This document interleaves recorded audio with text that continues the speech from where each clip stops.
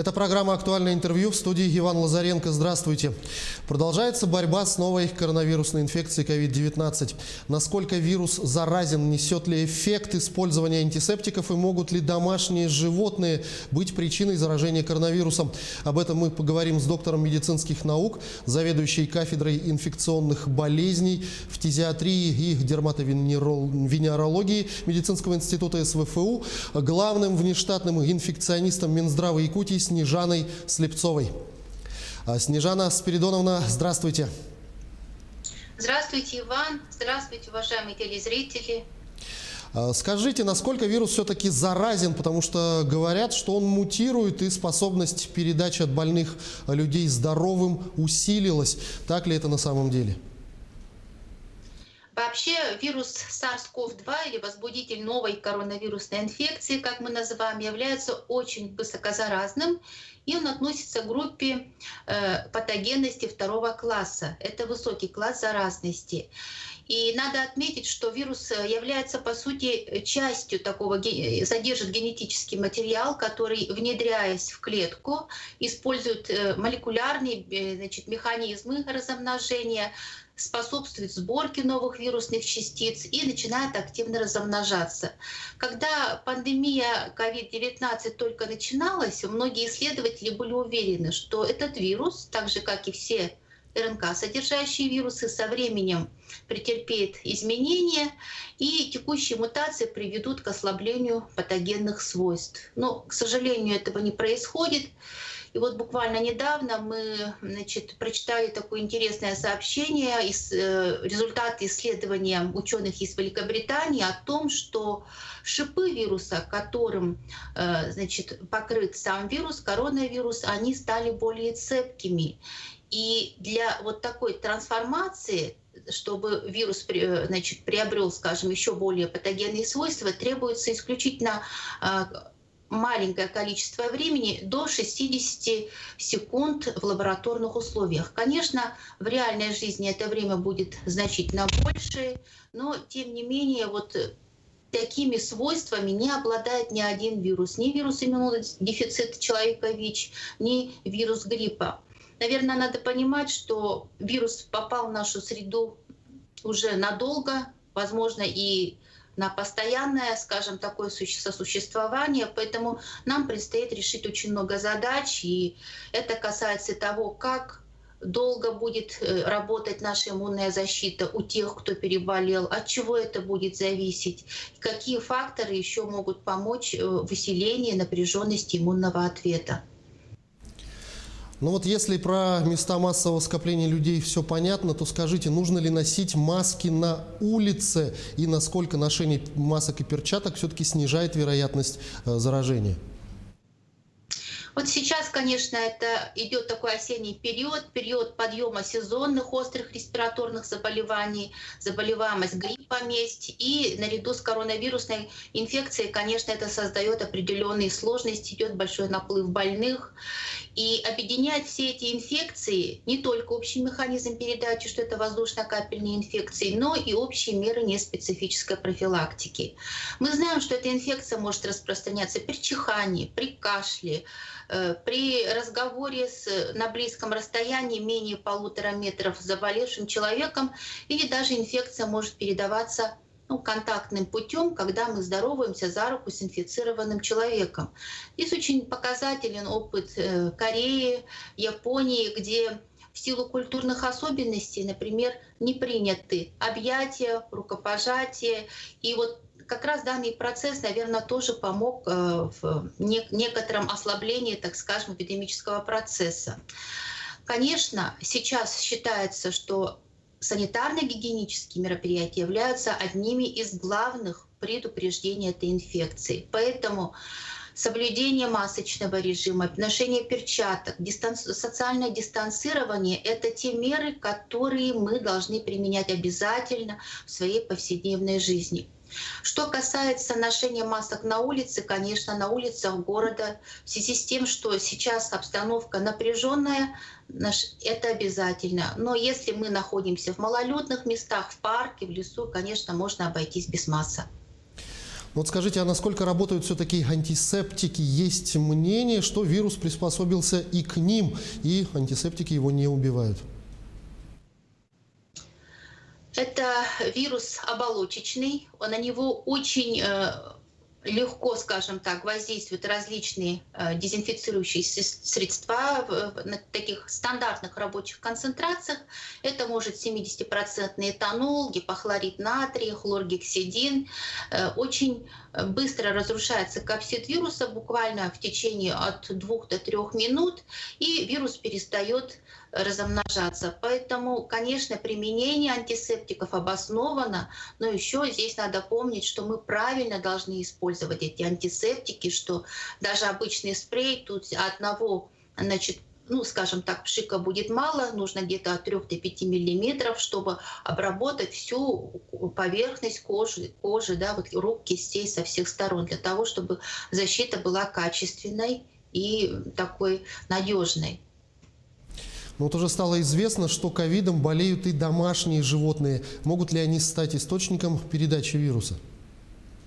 Нет, ну сейчас мы не имеем таких, да, таких, скажем, сведений достоверных, да, о том, что животные могут стать источником заражения для человека, например, домашние животные, кошки, собаки.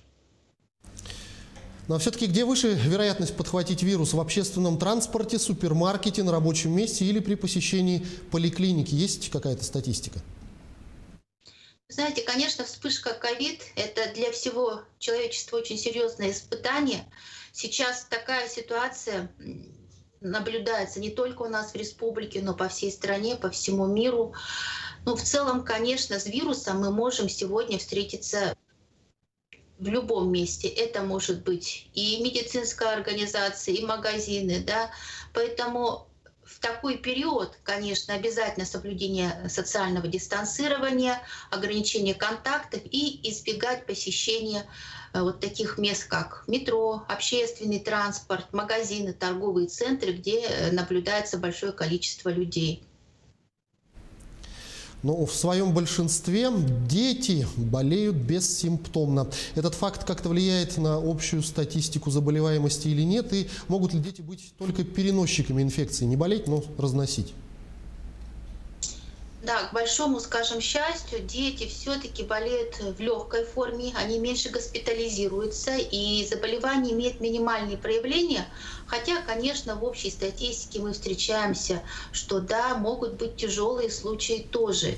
Если взять общую массу всех инфицированных COVID-19, то примерно дети составляют там 10%. Если же мы возьмем группу тех лиц, которые имеют клинические проявления, то получается, что это всего 2%. Таким образом, в основном дети переносят инфекцию в бессимптомной форме. Соответственно, они могут переносить инфекцию, но в реальной клинической практике мы сталкиваемся с тем, что дети-то как раз они могут заражать именно в при тесных контактах. Это, например, в семье своих близких, если они инфицированы.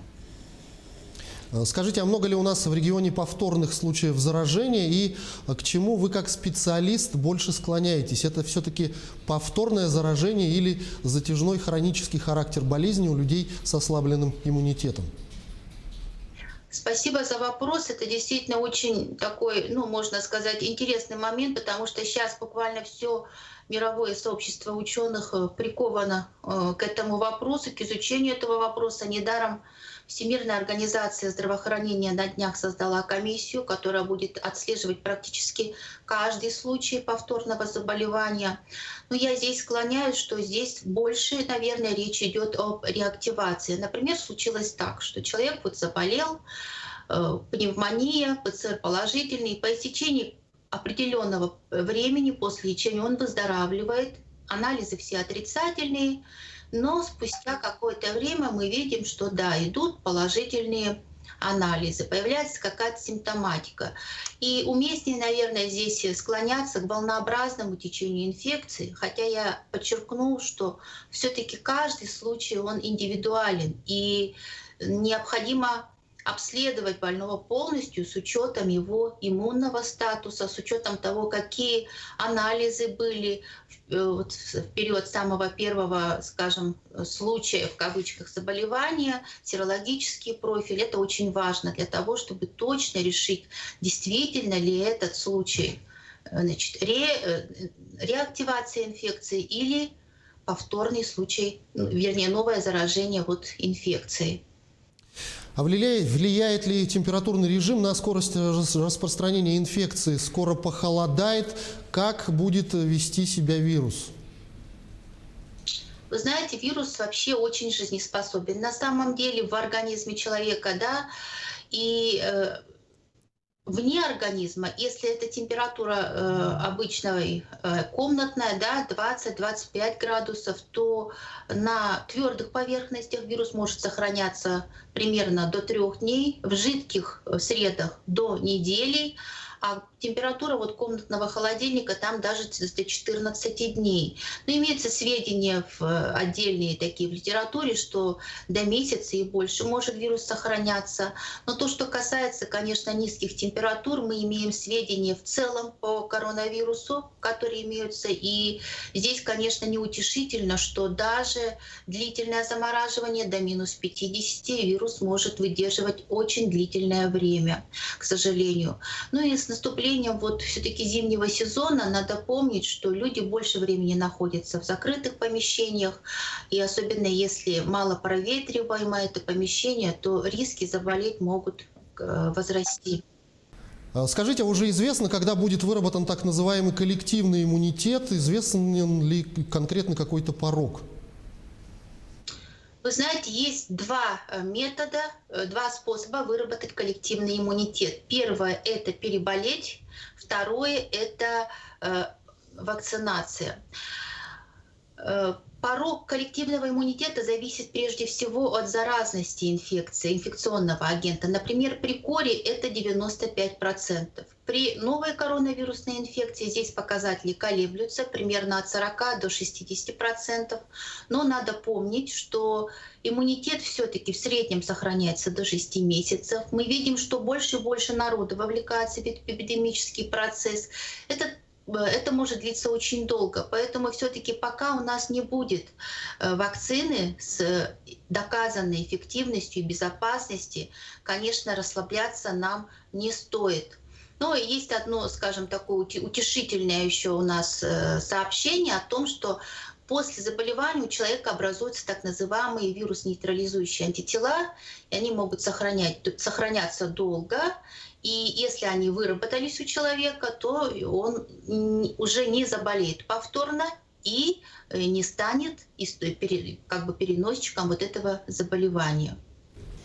Снежана Спиридоновна, я благодарю вас за беседу. Спасибо, что ответили на наши вопросы. Всего вам доброго. Спасибо.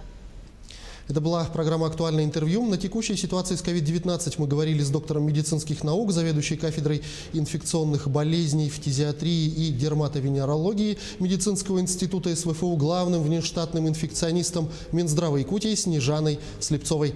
До встречи в эфире.